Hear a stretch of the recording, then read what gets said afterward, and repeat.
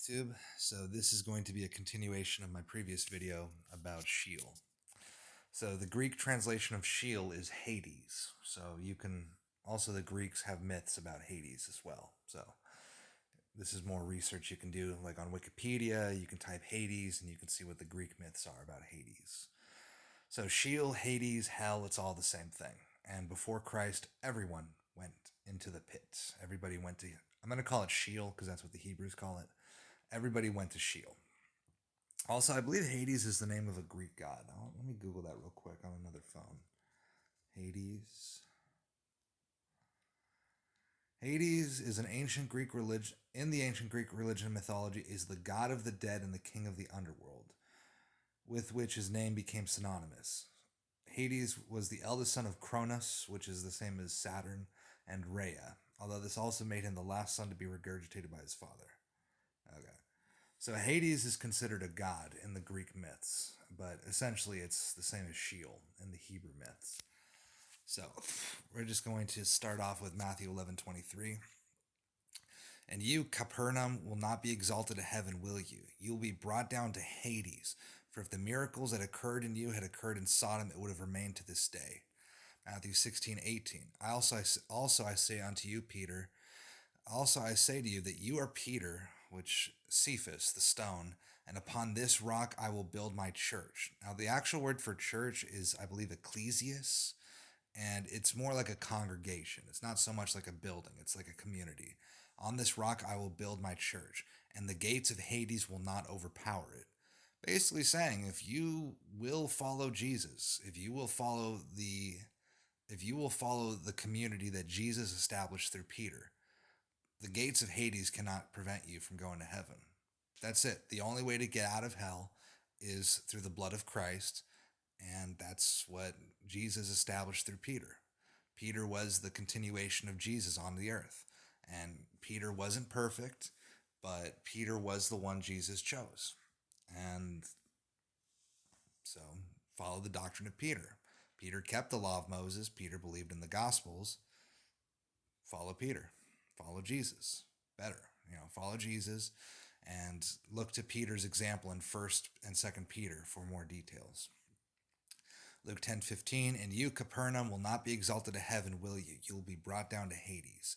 Luke 16:23. So I already read this one in the last video, but let's go into it again real quick. So this is the story of the rich man and Lazarus. The rich man doesn't even have a name in this story. If you go into Sheol, like into the actual flames of hell, your name is forgotten. That's it. Luke 16:23. And in Hades he raised his eyes, being in torment, and he saw Abraham far away and Lazarus in his arms. Acts 2:27. So I believe this is Peter and John talking, preaching the Gospels to the Jews. And he is quoting one of the books of Psalms, one of the Psalms. Acts 2:27. For you will not abandon my soul to Hades, nor will you allow your Holy One, the Messiah, to undergo decay. The body of Christ did not rot in the grave. He was only in Hades for 3 days, like Jonah, and he came right back out. Acts 2:31, and he looked ahead and spoke of the resurrection of the Christ, that he was neither abandoned to Hades, nor did his flesh suffer decay. Very nice. Revelation 1:18. I am the living one, and I was dead, and behold, I am alive forevermore, and I have the keys of death and of Hades. So the only way to get out of hell is through Christ. If Jacob went into Sheol, you're going to Sheol too without Jesus. I don't care what your religion is, Muslim, Jew, Buddhist, Catholic, Orthodox, whatever. If you don't really have Jesus, you're not getting out of Sheol. That's it.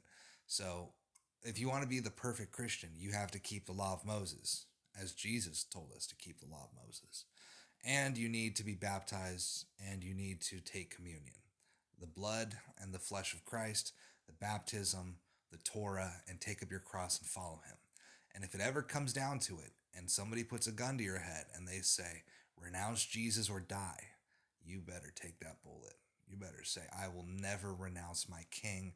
There is nothing to fear but he who lives in heaven, who can destroy body and soul in hell. I do not fear you who can only kill the body, and afterwards you have nothing you can do, but I fear him who is in heaven, who can destroy body and soul in Sheol. that's where you got to be. Anyone who's willing to die for the law of Moses, anyone who's willing to die for Christ, they got to be. Law of Moses, probably not as important as Christ if you're going to die for it. I don't know if the Jews really will die for the Torah like they used to in the book of Maccabees. They might just say, okay, I'll be a Muslim. But if you die for Jesus, you're guaranteed a ticket into the afterlife. Dead, and behold, I am alive forevermore. I have the keys of death and Hades. 6:8. I looked, and behold, an ashen horse, and the one who sat on it had the name Death, and Hades was following with him. Authority was given to them over a fourth of the earth, to kill with sword and famine and plague, and with the wild animals of the earth. Sword, famine, and plague. That sounds very contemporary. Revelation 20:13. The sea gave up the dead who were in it, and death and Hades gave up the dead who were in them, and they were all judged, each one of them according to their deeds. 20:14. Then death and Hades were thrown into the lake of fire. This is the second death, the lake of fire. So I don't believe that hell is forever. I believe that what you think of as hell, like where you're burning in pain, is kind of like an after, it's a waiting room for the lake of fire. And I believe you get one final chance in Revelation 20. That there will be a final battle where Satan will be allowed to tempt the world after 1,000 years.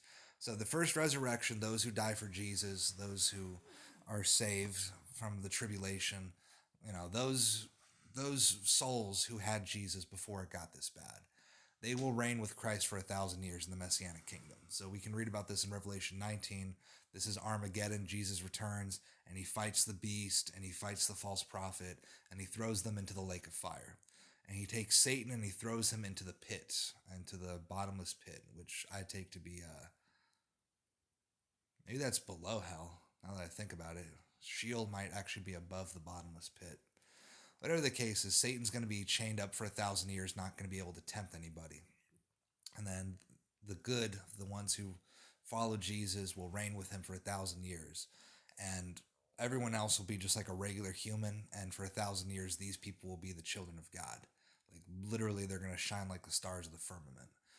And so that's going to be the Messianic kingdom. We will be children of God, and the wicked will be in hell. And those who survived Armageddon but were neither perfect nor wicked enough to fight Jesus, because there's going to be a lot of people who are going to try to fight Jesus. They're going to say, it's the Dajjal, it's whatever. They're going to say something. They're going to try to fight Jesus. It's Jesus. Let's kill him again. I've seen so many of these abortion protesters, so many of these witches who are like, if Mary would have gotten abortion, we wouldn't be in this mess. If Jesus comes back, we're going to kill him again. No, you're not. No, you're not. Jesus died because it was prophesied that he would die. That's the only reason. If it was prophesied that Jesus would come with a sword and slaughter everybody, that's what would have happened. But no, it was prophesied that Jesus would be put to death. That's it. That was your one chance to stop Jesus, and you failed miserably. When Jesus comes back, if you try to kill him again, you will be destroyed. And that's what Armageddon is. So 1,000-year Messianic kingdom comes after Armageddon, and then after the 1,000 years, there's the second resurrection. And the wicked will come out from Hades, from Sheol. Satan will tempt them, saying, we get one more chance. Look, it's Jesus, or maybe he'll lie about what it is, but he's going to say, we're going to march against Jerusalem. We're going to overthrow this wicked kingdom. Oh, it's so wicked. I'll be a much better king, he'll say. You know how the devil lies. But the Satanists really think they can overthrow God. It's not a metaphor. They really think this crap. So he's going to get an army to march against Jerusalem, and it's going to be like the sand of the sea. So it's probably going to be billions of people, to be honest. And I think this is the last chance. This is your final opportunity to surrender to God. If you refuse to march, I would assume that they would kill you. If you're not willing to march against Jerusalem, I would assume that the mob would just slaughter you, kind of like a Muslim who leaves the faith. And this is your last opportunity. This is your last chance to save your soul. After the second resurrection, after the 1,000 years when Satan's raising up his army, Revelation chapter 20, you got one last chance. You say, I will not march against Jerusalem, and they kill you. And that's it. You saved your soul. I believe that this is the last chance humanity will get. So everybody, if my interpretation of Revelation 20 is true, everybody will get this one final chance. They'll come out of the pit of hell and they'll have one final chance to not listen to the devil. Because the devil will tempt everybody to march against Jerusalem, and you have to say no. And obviously, if you say no, they're going to kill you too. But after they march against Jerusalem, fire falls from heaven, and this fire destroys all the wicked. And then this is Judgment Day. The sea gave up the dead who were in it. Death and Hades gave up the dead who were in them. And they were all judged, each of them according to their deeds. And death and Hades were thrown into the lake of fire. This is the second death, the lake of fire. So, hell and the lake of fire, Hades, Sheol, hell, and the lake of fire are very different. Hades, Sheol, and hell is the same thing. The lake of fire is more like you could call it like God's incinerator, God's garbage disposal. Once you go into the lake of fire, that's it. You're done. There's nothing left. Hades, you get out. According to Revelation 20, there's going to be a second resurrection, and so you're going to be in hell for at least 1,000 years. The Muslims believe in the Quran. It says that everybody goes to hell, and that Allah will remove the most devout and leave the wicked. So the Muslims believe that they will eventually get out of hell, even if they go to hell. And if you take Surah 19 literally, then yeah, all Muslims go to hell, and all Muslims eventually get out of hell. And this does seem to line up with my interpretation of Revelation 20. Yeah, you go to hell for sure, and you get out for sure. But if you march against Jerusalem when Jesus takes his throne, you will die. And there's going to be no chance at heaven after that. If you march against Jerusalem, Revelation chapter 20, the second resurrection, Satan comes back after 1,000 years in hell. Not below hell, the bottomless pit, underneath hell. If Satan convinces these people to march against Jerusalem, and they do it, and they attack Jerusalem, fire will fall from heaven and consume them. And there's no chance at that point of redemption into the lake of fire. And after the lake of fire, that's it. The entire world will be the kingdom of heaven. The entire world will be Eden. The Father and the Son will be in Jerusalem together, and we will all be God's children, and it will be beautiful. So, Hades, Sheol, hell, it's all the same thing. The lake of fire, much, much worse. Lake of fire, if you go into the lake of fire, that's it. That's the end of everything for you. The end of consciousness. So, get right with Jesus. He has the keys of Hades and of death. If you don't have Jesus, you don't get out of Hades until after the Messianic kingdom. After the 1,000 years, you get released. And then you might get tempted. You might fall for it. The devil's very persuasive. Imagine the devil right in front of you, pretending to be an angel, telling you all the things you want to hear, so you march for him against God, against God's kingdom. If the devil as a serpent could tempt Eve to eating the fruit, what makes you think he can't tempt you in his angelic body form? Get right with Jesus, people.